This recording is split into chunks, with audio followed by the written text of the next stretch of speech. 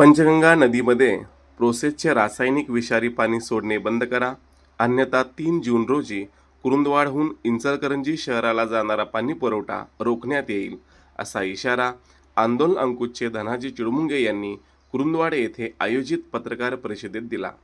Process कारखाने बंद ठेवल्याचे खोटे सांगून काळ्या ओढ्यातून रासायनिक पाणी पंचगंगेत सोडले जात आहे. यासाठी इचलकरंजी महानगरपालिका प्रदूषण नियंत्रण मंडळ जबाबदार असल्याचे चिडमुंगे यांनी सांगितले. दरम्यान आमदार यड्रावकर यांनी तालुक्याचा गंभीर प्रश्न म्हणून पंचगंगा प्रदूषण मुक्तीसाठी सुरू असलेल्या आंदोलनात सहभाग घ्यावा असे आवाहन करण्यात आले आहे. पंचगंगा नदी प्रदूषण मुक्त होण्यासाठी आंदोलन अंकुशच्या वतीने गेल्या 3 महिन्यापासून आंदोलन सुरू आहे. प्रांताधिकारी यांना निवेदन देऊन टाकवडे येथील काळा ओढा मुजवण्यात आला होता. त्यानंतर प्रोसेस बंद ठेवून काळा ओढा बंदचे आश्वासन देण्यात आले होते. मात्र परत प्रोसेस सुरू करून काळ्या ओढ्यातून रासायनिक दूषित पाणी पुन्हा एकदा पंचगंगा नदीत सोडले जात आहे. याबाबत जिल्हाधिकारीकडे बैठक होऊन पुन्हा पंचगंगा नदीत प्रदूषण सुरू झाल्याने 1 जून रोजी कुरुंदवाड येथे उपोषण करून 3 जूनला इचलकरंजी शहराला कुरुंदवाड येथून जाणारा पाणी पुरवठा रोखणार असल्याची माहिती धनाजी चिडमुंगे यांनी कुरुंदवाड येथे आयोजित पत्रकार परिषदेत दिली. 21 मे रोजी इचलकरंजी येथे CETP प्रकल्पचा पंचनामा करताना प्रोसेस कारखान्यांचे मालक, कामगार, गावगुंडांनी आंदोलन अंकुशच्या कार्यकर्त्यांना शिवागीळ करून धमकी दिल्याचा आरोप राकेश जगदाळ यांनी केला. यावेळी सामाजिक कार्यकर्ते आयू पट्टेकरी, विश्वास बालिगाटे यांनी इचलकरंजी प्रोसेस कारखान्यांची दादागिरी खपून घेणार नाही, पाणी पुरवठा बंद पाडणार असा इशारा दिला. यावेळी पत्रकार परिषदेला प्रभाकर पेडगर, सुनील सावंत, गोपाळ चव्हाण, दीपक पाटील, बरगाले, अंकुश पाटील यांच्यासह आमदार यड्रावकर यांनी तालुक्याचा गंभीर प्रश्न म्हणून पंचगंगा प्रदूषण मुक्तीसाठी सुरू असलेल्या आंदोलनात सहभागी व्हावे आवाहन करण्यात आले.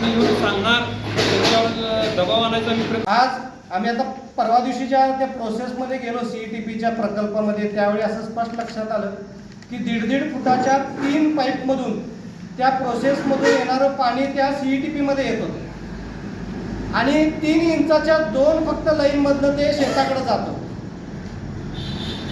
3 इंचाच्या 2 लाईन म्हणजे 1/3 पाणी हे डायरेक्ट ओढ्यात जातं. सांगतात काय, आम्ही शेतीला देतोय, शेतीला जेवढं लागेल तेवढंच आम्ही चालू केलंय, पण तिने पूर्ण क्षमतेने चालू केलंय आणि ते सगळं पाणी शेतीला न देता 75% पाणी हे ते काळ्या ओढ्यातनं ते परत नदीत चाललं आणि हे सगळं बेकायदेशीर आहे. प्रदूषण मंडळानं खरं तर त्यांच्या आउटलेटला फ्लो मीटर बसवायला पाहिजे होता. इनलेटला फ्लो बंद होईल मग त्यावेळेला तिने प्रत्येक प्रोसेस मालकाने आपल्या कामगारांना, गावगुंडांना धमकवण्यासाठी तिथं बोलवून घेतलं. 200-250 माणसं त्या ठिकाणी जमली. आम्हाला तिथं शूटिंग सुद्धा त्या ठिकाणी त्यावेळेला करून दिलेलं नाही आणि प्रत्येकानं आवश्यक त्या ठिकाणी बोलायचा प्रयत्न केला.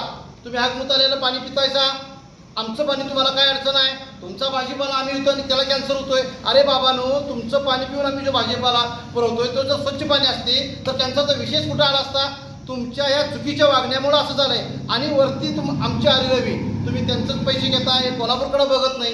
एक गोष्ट होणार आहे, तुमचं पहिला प्रदूषित पाणी आम्ही रोखणार आहे, त्यानंतर सगळेच पंचगंगा नदी स्वच्छ होणार आहे. त्याच्याबद्दल नाही, तुम्ही पहिल्या स्टार्टला सांगितलेला की जेवढं पाणी आमचं उपलब्ध होतंय तेवढं पाणी आम्ही त्या ठिकाणी शेतीला नेतोय आणि जेवढं पाणी आम्ही होतंय तेवढंच चालू करतो. पण तुम्ही काय चालू केला, ज्या वेळेला ही कलेक्टरांची मीटिंग झाली दुसऱ्या दिवशीपर्यंत तुम्ही रोज रात्री सोडत होते, दिवसा पण चालू केली. हे उघडकीस आल्यानंतर आमच्यावरची जो हल्ला करायचा प्रयत्न केला त्याचा मी जाहीर निषेध करतोय. आणि इथून पुढं ही शिरोळ तालुका हा चळवळीचा तालुका आहे. आपल्या भ्याड हल्ल्यासनी कधीही घाबरणार नाही आणि पंचगंगा नदी मुक्त करण्यासाठी आम्हाला वाटेल त्या थराला जावं लागलं तरी पण आम्ही बेहतर, पण ही पंचगंगा नदी शुद्ध केल्याशिवाय मी गप्प बसणार नाही.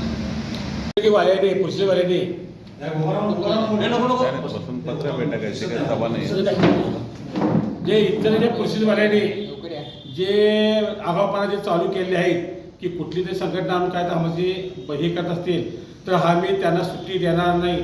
तिने प्रोसेस जर चालू केले तर आम्ही तर पाणी बंद करणार, आमचा जर लक्ष चालेल आम्ही सुट्टी देणार नाही अजिबात कोणाला. का तर पाणी आम्ही 15-20 प्याले आम्ही आणि आता याला सांगायला बंद करायचं बराच करणार नाही. तिने कुठे शिवचोरणी करावं आणि मग चालू करावं. आमच्या पदातील पाहिजे सोडायला देणार नाही. त्याचा आम्ही त्यांना अद्याप सुट्टी देणार नाही प्रोसेसवरही. एवढंच त्यांना नक्की. सामाजिक कार्यकर्ते अभिपट्टी दर्शनाथ जिल्हाध्यक्ष. गेली आम्ही 25 ते 30 वर्ष झाला आम्ही या पंचगंगा नदी प्रदूषणाचं आम्ही आंदोलन करतो. आता तीन महिने झाला आम्ही धनंजय चुडमीच्या नेतृत्वाने आंदोलन करत आहे. खरं म्हणजे इतकी वर्ष आम्ही नुसता त्यांना येऊन सांगणार, त्यांच्यावर दबाव आणायचा आम्ही प्रयत्न करणार अधिकाऱ्यांच्यावर, परंतु ती लोक नुसतं शॅम्पल घेणार आहेत ना आणि चिपळूणला पाठवलं असं म्हणणार, परंतु आजपर्यंत त्याचं काही झालं नाही.